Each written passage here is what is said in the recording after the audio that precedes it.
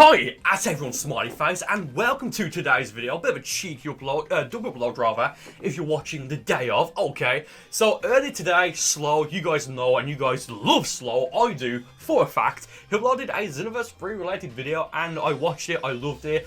And for the rest of the day, that was about, like, what time is it now? That was at least 6 hours ago, or 6, 7, 8 hours ago.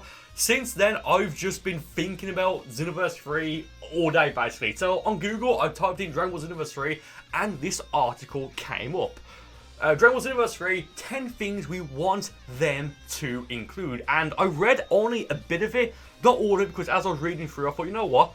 I want to make a video on this. So, yeah, this is going to be me just like sort of like reading out this article and giving my 2 cents on it, if I agree, disagree, or, you know, stuff like that. Just my thoughts. Bit of a cheeky laid-back video. I'm actually really excited for this. And what I found interesting, I'm recording this on the 16th of May 2020. This article was only posted a month ago, exactly on the 16th of April 2020. So yeah, I mean, it is... In the past, we have had Dragon Ball games announced and revealed and leaked around, give or take, this time of year. Xenoverse 1 and 2 specifically, but what about the Xenoverse 3? No idea, I have to wait and see. But for the meantime, let's just have a bit of a cheeky discussion there, lads. Actually, can I... Oh, okay. Oh, you dirty... Okay. Number 10, more transformations. Let's be honest, some of the coolest things in Dragon Ball Z are the transformations. Oh yes, you absolute lad, I certainly agree. Moments when characters finally transform into a totally new form are incredibly exciting, and it only makes sense that transformations are a big part of the video game series. While Xenoverse 2 had tons of cool transformations, it'll be great to see even more. How about Zarbon's horrific transformation, or even Captain Ginyu's body change? Yeah, I'll get into this just in a moment. A lot of fans have also talked about how cool it would be for a sane, grey type transformation. I feel like I'm being atted. Okay, so Zarbon's transformation, his grotesque form. If they add that, whatever. It's something for me. I could go either way with. I don't really care. But Captain Ginyu's body switch, or his body change, that's already in Xenoverse 2, and it was in Xenoverse 1, so that's already a thing. So there's so many transformations I could add in Xenoverse 2 throughout CACs, oh yes. Especially for Saiyans, like what, Super Saiyan God, Super Saiyan 4, Super Saiyan Rose, and those, Super Saiyan Rage. Those are just the Saiyan exclusive transformations.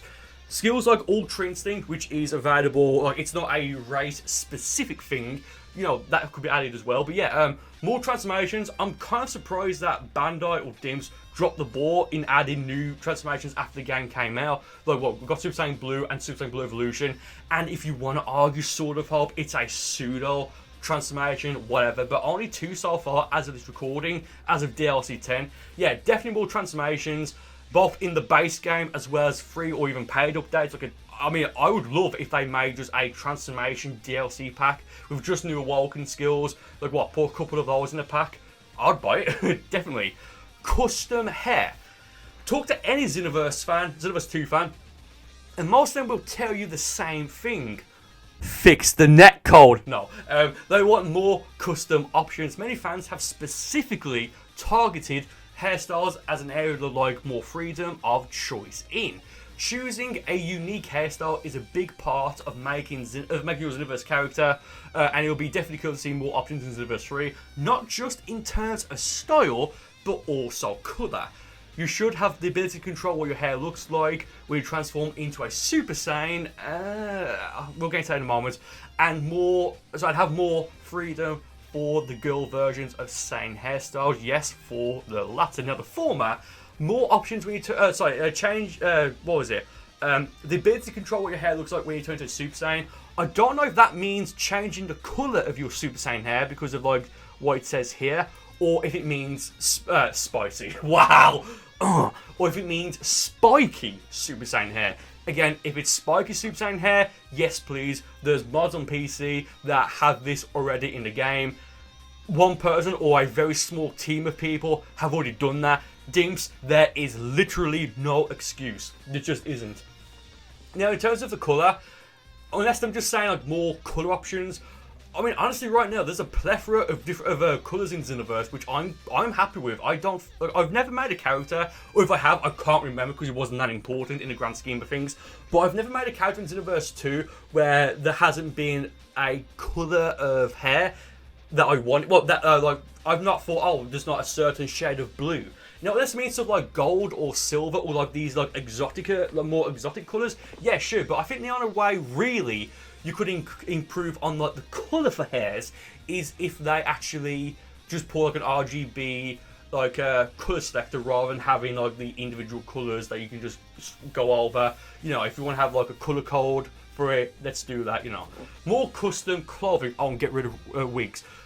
Clothing is an area where fans tend to want improvements. Xenoverse 3 can definitely add a lot of clothing options, and the sky's the limit here.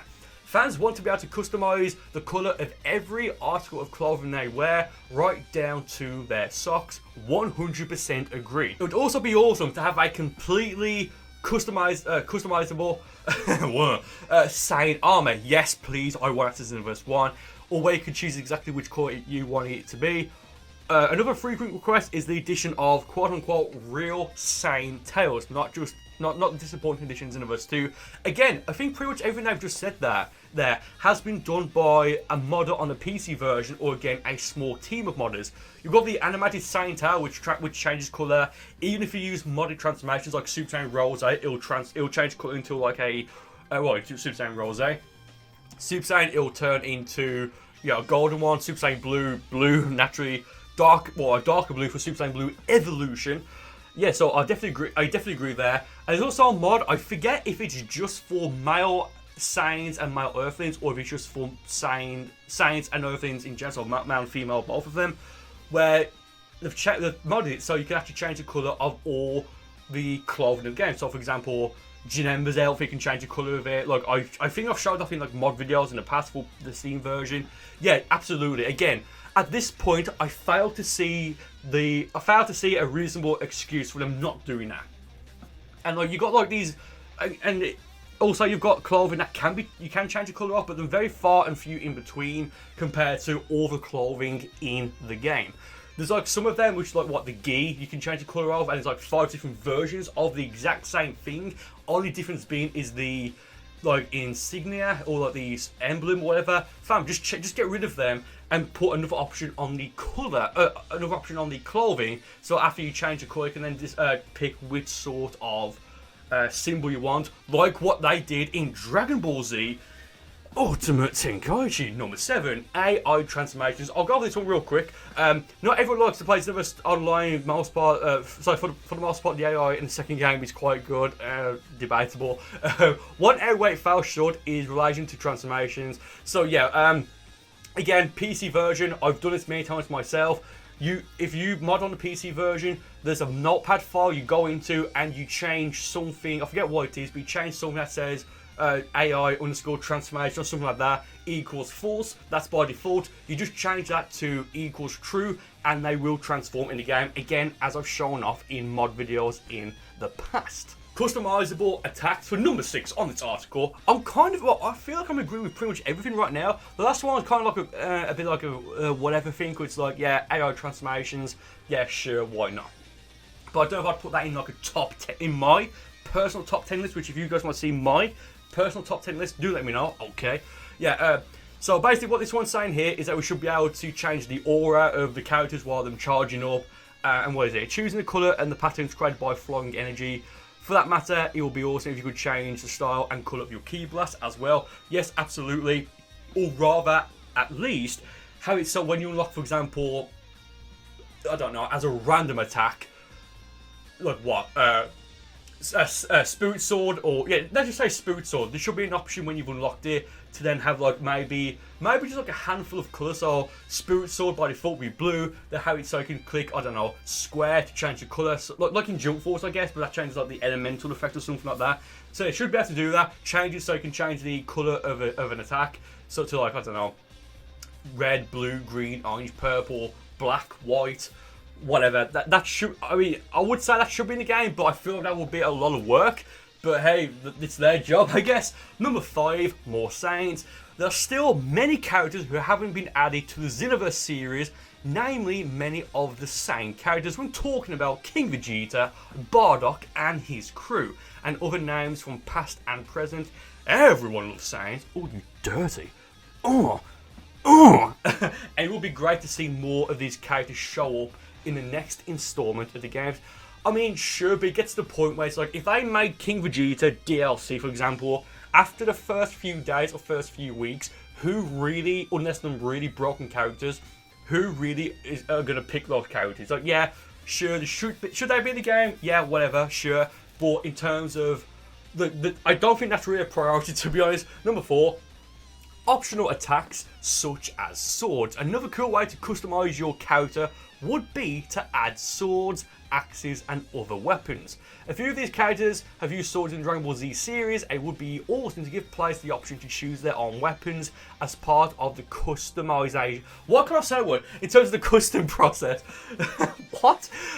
We all know these characters like Trunks had weapons in the past, so would fit with love. Yeah. So I mean, if you're an Earthling, you can use the Pale Pole Pro Awoken and it changes it, whatever. If you're a Saiyan, well, if you're anyone, you can use the Sword of Hope Awoken. Oh, sorry, no, it's kind of like Awoken. The Sword of Hope Alter, which is kind of like a pseudo Awoken. But yeah, I mean, I think Jump Force a couple of months after it was released, or maybe many months after it was released, added a D pause.